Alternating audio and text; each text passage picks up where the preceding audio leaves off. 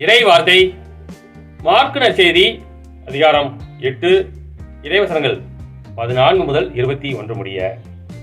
சீடர்கள் தங்களுக்கு தேவையான அப்பங்களை எடுத்துச் செல்ல மறந்து விட்டார்கள். படகில் அவர்களிடம் ஓர் அப்பம் மட்டுமே இருந்தது.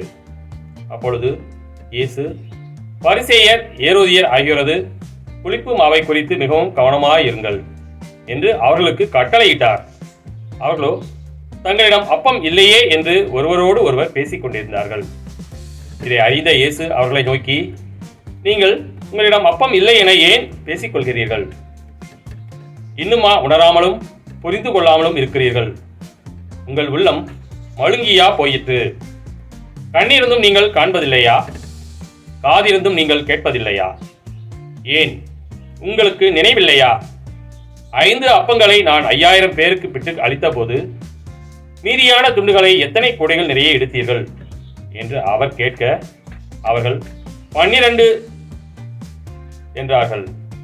7 அப்பங்களை நான் 4000 பேருக்கு பிட்டு அளித்த போது மீதி துண்டுகளை எத்தனை கூடைகள் நிறைய எடுத்தீர்கள் என்று கேட்க, அவர்கள் 7 என்றார்கள்.